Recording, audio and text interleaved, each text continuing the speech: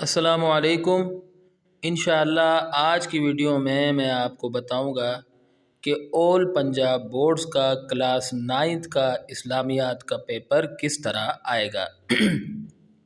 اس وقت جو PDF آپ کے سامنے اوپن ہے، یہ دراصل Punjab curriculum and text book board Lahore نے پبلش کی ہے، تو اس میں ساری ہدایات موجود ہیں اور آخر میں ماڈل پیپر بھی ہے، تو ماڈل پیپر بھی میں آپ کو دکھا دوں گا اور اس کا لنک میں ڈسکرپشن میں دے دوں گا تاکہ آپ خود بھی ڈاؤن لوڈ کر کے اس کو دیکھ سکیں۔ تو سب سے پہلے تو یہ یاد رکھیں کہ یہ اسلامیات کا جو پیپر ہے یہ اب 100 نمبر کا ہوگا۔ پہلے 50 نمبر کا ہوتا تھا، اب 100 نمبر کا ہوگا، اور جو بچے اسلامیات 9th میں پڑھیں گے ان کو 10th میں اسلامیات نہیں پڑھنی ہے، اس کی جگہ وہ مطالعہ پاکستان پڑھیں گے۔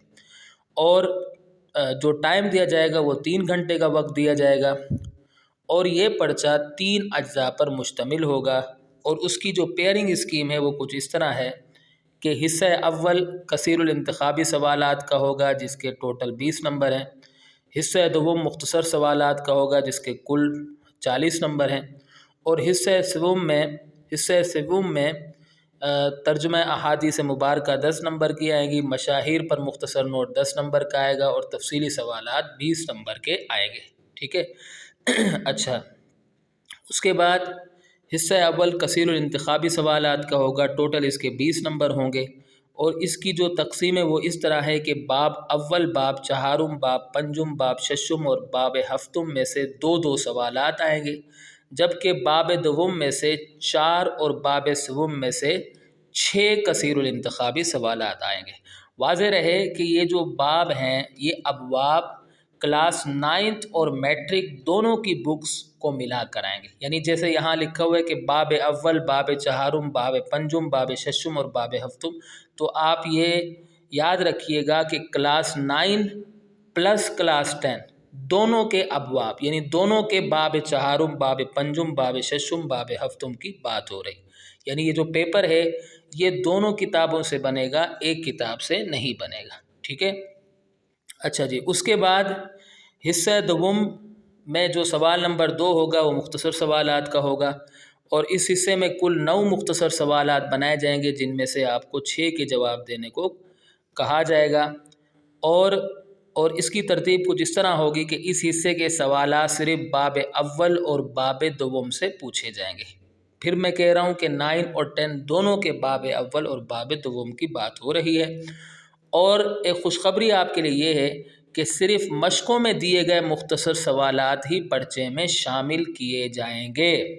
جو مشقوں کے سوالات ہیں آپ نے صرف ان کو یاد کرنا ہے، کتاب کے متن سے نہیں آئیں گے۔ البتہ جو کثیر الانتخابی سوالات ہیں اس میں تو کتاب کے متن سے آ سکتے ہیں، لیکن یہ جو سوالات ہیں یہ کتاب کے متن سے نہیں آئیں گے، بلکہ یہ کہاں سے آئیں گے؟ جو ابواب کے آخر میں سوالات دیے گئے ہیں وہاں سے آئیں گے۔ ٹھیک ہے۔ اور اس کے ساتھ ساتھ باب اول میں دیے گئے اسماء حسنہ کا ترجمہ بھی مختصر سوالات میں شامل کیا جائے گا۔ ٹھیک ہے۔ اچھا، اس کے بعد سوال نمبر 3، اس کے کل 12 نمبر ہوں گے، اس حصے میں کل 9 مختصر سوالات دیے جائیں گے اور ان میں سے 6 کا جواب دینے کو کہا جائے گا، اور یہ جو ہے یہ بنے گا باب سوم اور باب سوم اور باب چہارم سے بنے گا، یعنی یونٹ نمبر 3 اور یونٹ نمبر 4 سے بنے گا۔ ٹھیک ہے۔ اور پھر یہی بات لکھی ہوئی ہے کہ یہ صرف مشقوں میں دیے گئے مختصر سوالات ہی پرچے میں شامل کیے جائیں۔ ٹھیک ہے۔ تو آگے لکھا ہوا ہے کہ ہر باب سے کم از کم 4 سوال ضرور شامل کریں، اسی طرح ہر باب سے کم از کم 3 سوال، اور اسماء حسنہ میں سے کم از کم 1 ضرور شامل کریں۔ ٹھیک ہے۔ اس کے بعد سوال نمبر 4 ہے۔ سوال نمبر 4 میں آپ سے یہ ٹوٹل 16 نمبر کا ہوگا، اور اس میں آپ سے 12 سوالات دیے جائیں گے آپ کو، اور ان میں سے 8 کے جواب دینے ہوں گے، اور یہ جو 12 سوال بنیں گے یہ بنیں گے باب پنجم، باب ششم، باب ہفتم سے۔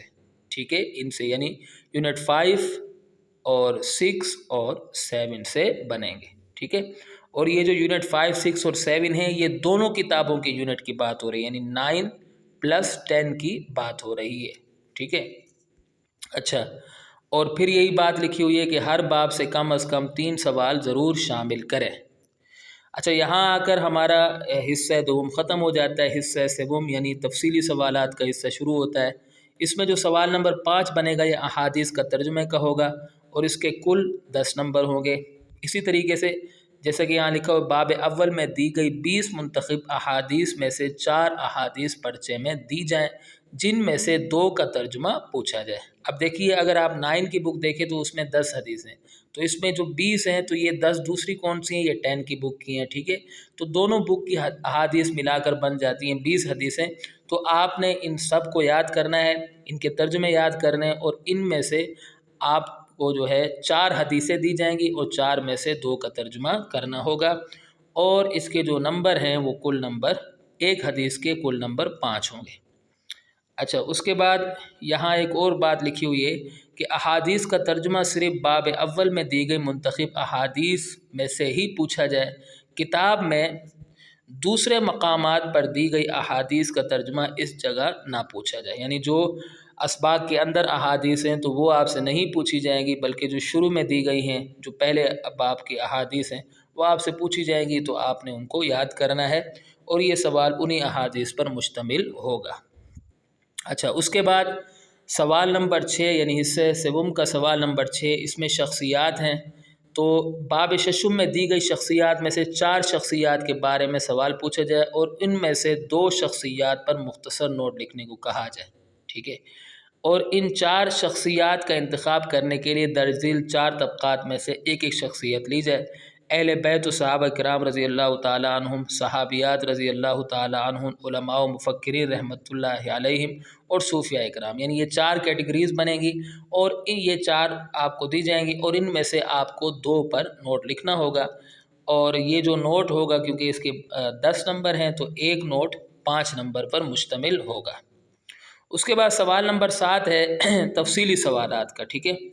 تو اس میں کیا لکھا ہوا ہے، اس کے ٹوٹل 20 نمبر ہوں گے۔ کتاب کی مشقوں میں دیے گئے تفصیلی سوالات میں سے 4 دیے جائیں اور ان میں سے 2 سوالوں کا جواب پوچھا جائے، یعنی 4 میں سے آپ کو 2 کا جواب پوچھا جائے گا، اور ہر سوال کا جواب 10 نمبروں پر مشتمل ہوگا، ٹھیک ہے؟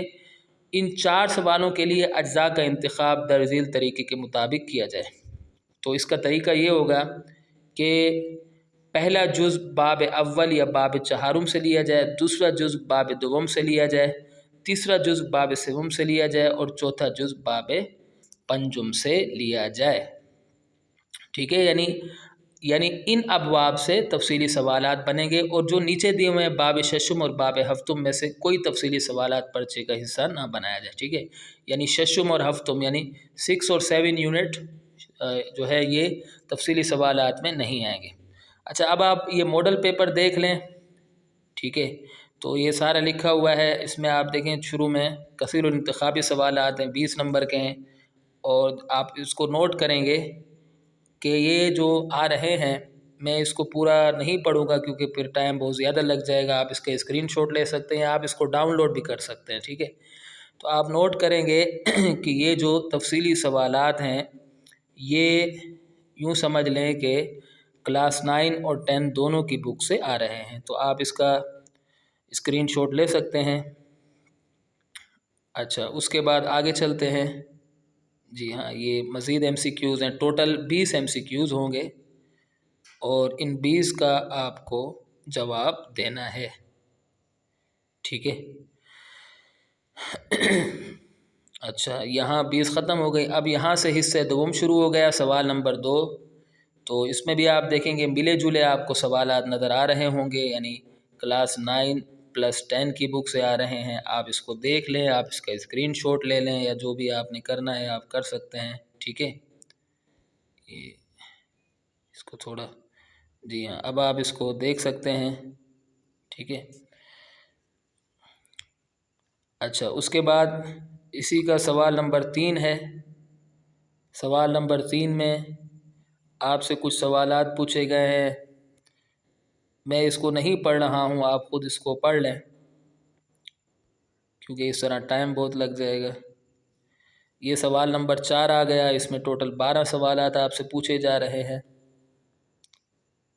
اور اس کے بعد جو ہے حصہ سوم شروع ہو جاتا ہے یہاں سے، جیسا کہ آپ دیکھ سکتے ہیں کہ یہاں ہمیں 4 حدیثیں دی ہوئی ہیں، نمبر لگا ہوا ہے، اس کو تھوڑا اوپر ہی کر لیتے ہیں، یہ دیکھیے 4 دی ہوئی ہیں اور 4 میں سے آپ کو 2 کا ترجمہ لکھنا ہے جیسا کہ ابھی آپ کو بتایا گیا تھا۔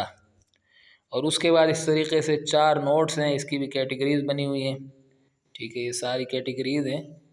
تو اس میں سے آپ کو کس پر نوٹ لکھنا ہے؟ 2 پر نوٹ لکھنا ہے، جیسا کہ یہاں لکھا ہوا ہے 2 شخصیات پر نوٹ لکھنا ہے، ٹھیک ہے۔